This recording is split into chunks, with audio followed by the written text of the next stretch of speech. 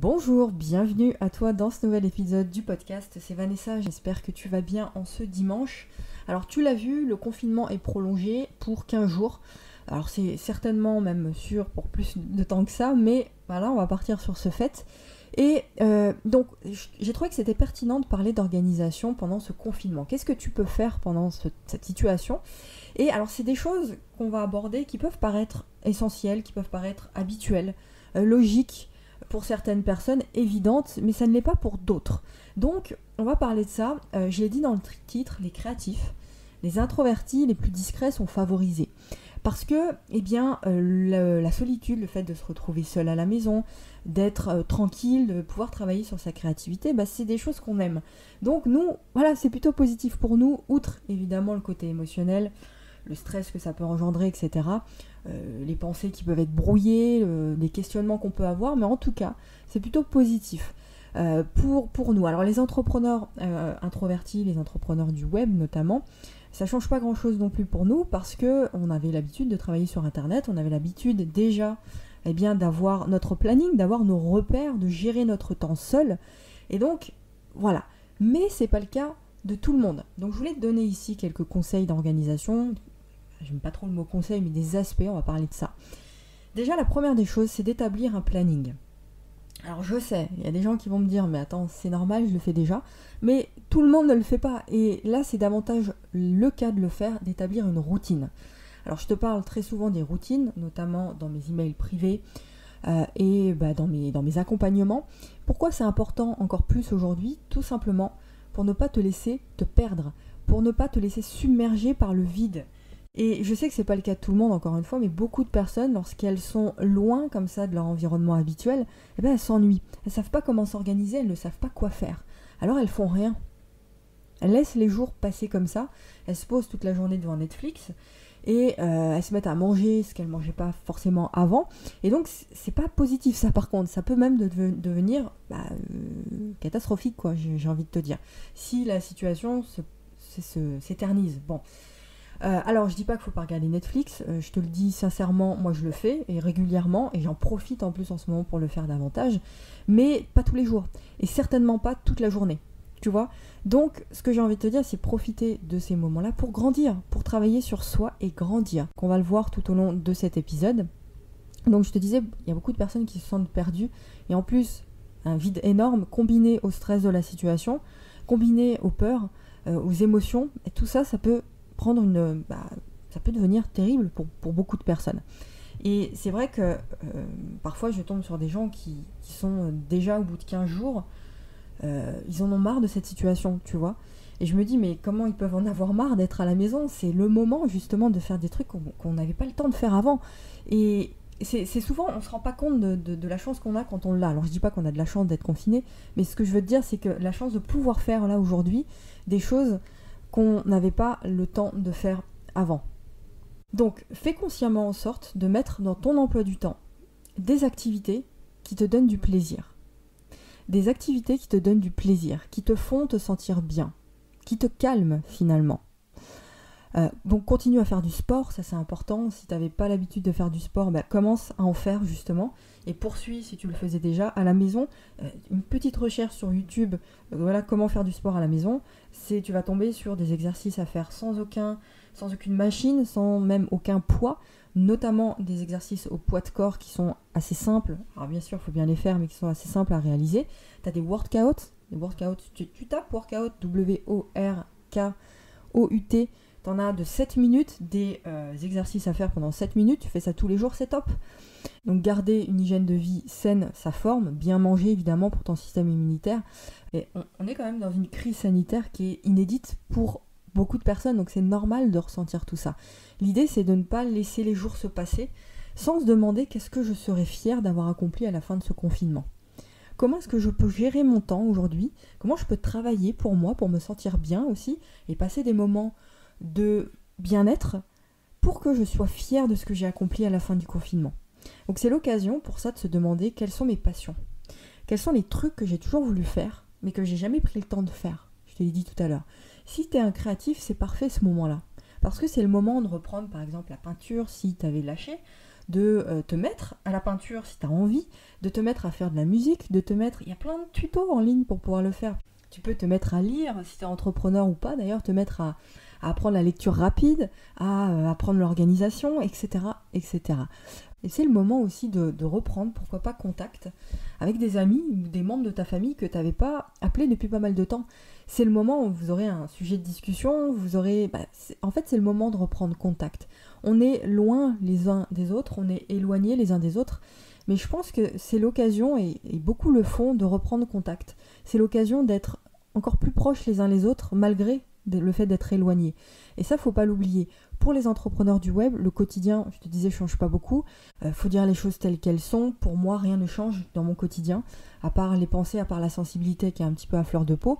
Mais en tout cas, voilà, juste j'adapte ma communication, mes ressentis sont différents aussi, je te disais, donc j'adapte tout ça. Et évidemment, j'ai exactement le même travail que d'habitude. Rien ne change pour moi, j'ai la même organisation. Par contre, ma communication est différente, les questions que je me pose sont différentes, la manière dont je communique avec mon audience, mes clients, est différente.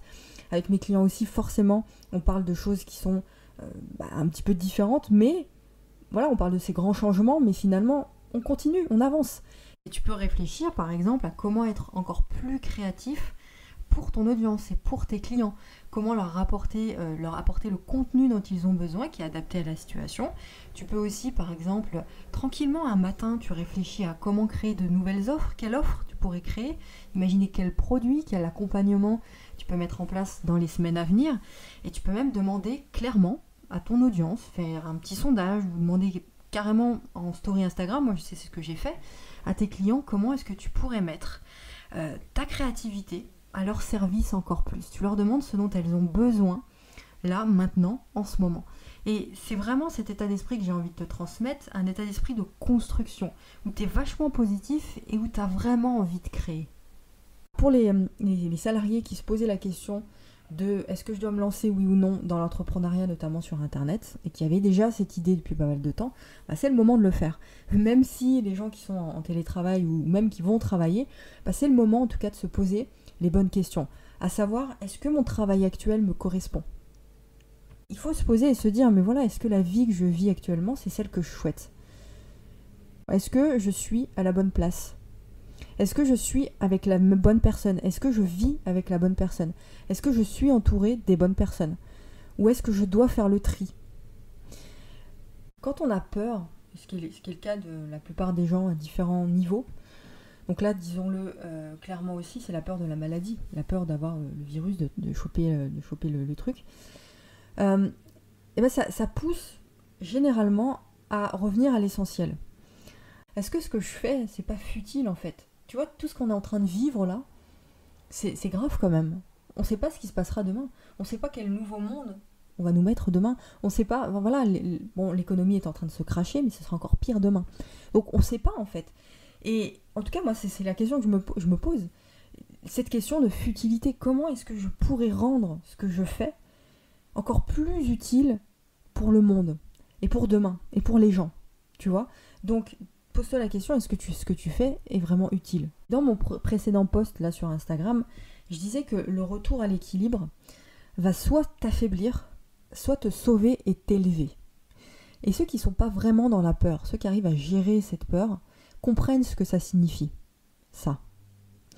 En fait, le principal message à retenir de ce post que j'ai fait, tu peux aller voir sur mon Instagram, c'est de mettre à profit la situation pour apprendre à te réaliser, selon ta propre personnalité, selon tes propres désirs de vie. C'est le moment de mettre justement ton côté atypique, là, ton côté ovni, ton côté extraterrestre en avant, justement. C'est le moment, on ne sait pas ce qui va se passer après. Donc c'est le moment de le faire en fait. De revenir à ce que tu juges essentiel pour toi sans te sentir jugé, sans te sentir incompris. Parce qu'on s'en fout en fait. Donc c'est le moment. Quand tu te dis par exemple, il me manque quelque chose pour être heureux. Ce quelque chose qui te manque, c'est rien d'autre que tout ce qui te permet de donner du sens à ta vie, toi en tant que personne. C'est tout ce qui te permet de prendre ta place. Donc c'est tout ce qui te permet de devenir un meilleur humain, tout simplement. Un meilleur humain pour le monde, pour la planète, pour la nature. Un meilleur entrepreneur aussi, un meilleur parent, un meilleur compagnon, une meilleure compagne, un meilleur mari, etc. Un meilleur ami. Donc se poser des questions qui font sens, c'est pas juste être passif devant Netflix toute la journée. Alors c'est sûr que regarder une série ou un film, ça te fait te poser des questions, et je suis totalement d'accord avec ça. Il y a des films qui te donnent des prises de conscience, c'est un truc de fou. Donc oui, je te le dis là dans cet audio, regarde des films, des séries, mais qui font sens, et qui te détendent évidemment, mais ne reste pas passif sans te poser de bonnes questions. C'est vraiment avoir cette posture de la personne qui, à chaque action dans sa journée, a conscience de ses ressources. Ou en tout cas, en profite pour les découvrir. Tu vois, pose-toi ces questions, ces bonnes questions qu'on vient d'aborder ensemble dans cet épisode. Prends soin de toi et crée-toi une routine pendant ce confinement. Profites-en justement pour apprendre à te créer de nouvelles routines. À te dire le matin, je travaille sur ma créativité, je fais des trucs que j'ai jamais osé faire jusqu'à maintenant, j'en profite, c'est top, je travaille sur mon essentiel. Le midi, j'apprends justement à mieux m'alimenter, je recherche sur internet des personnes qui m'apprennent à faire ça. Et l'après-midi, je travaille sur mon entreprise par exemple, ou je travaille sur mon projet. Et le soir, je me détends. C'est vraiment l'occasion d'aller chercher toutes ces ressources-là, insoupçonnées, qui sont en toi, et d'en profiter pour les découvrir pour l'avenir. Et puis pour terminer avec cet épisode, il faut savoir aussi que tout le monde vit ce qu'on est en train de vivre là. On vit tous la même chose, ce confinement, cette situation mondiale, là, cette crise mondiale. Et quelque part, c'est une façon aussi de nous rapprocher, de se connecter les uns les autres. C'est un événement historique, ce qu'on est en train de vivre. Je sais pas si t'imagines ça en fait, le truc. Et dans 10 ans, qu'est-ce qu'on dira dans 10 ans? Puis même pas dans les années qui viennent. On se dira, mais t'as vu, moi j'y étais pendant cette période-là. J'ai traversé cette période-là. C'était difficile, mais on y a survécu. Il y a eu beaucoup de souffrances, il y a eu beaucoup de familles déchirées, mais on est là aujourd'hui. On était tous dans la même galère, et on n'a pas oublié, on n'oubliera jamais ce moment-là. Mais voilà, et il y a peut-être un message à retenir derrière tout ça, c'est que si ça nous arrive tous en même temps, c'est qu'il y a aussi un message qui nous pousse à nous retrouver, à nous rapprocher tous en même temps. Et compte tenu de ça, c'est important de se dire, je vais rester positif. Je vais continuer à croire en moi, je vais continuer à croire en la vie, parce qu'on n'a pas d'autre chose à faire que de faire ça. Et si chacun fait ça dans sa vie, je pense qu'on peut en faire quelque chose de positif de ce confinement, de cette situation, de positif pour soi, pour nos familles, et puis pour les autres aussi. D'accord ? Pour la suite. Voilà, c'était le message que j'ai envie de te dire aujourd'hui dans cet épisode. J'espère que ça t'aura aidé. N'hésite pas à le réécouter et à le partager sur les réseaux sociaux si tu penses que ça peut aider d'autres personnes. Et puis on se retrouve tous les jours dans les écrits privés, ce sont des emails que tu reçois avec énormément de valeur pour t'aider justement à grandir, à créer ton projet de cœur. C'est le premier lien dans la description de cet épisode. Je te retrouve la semaine prochaine et demain dans tes emails. Gros bisous et prends soin de toi.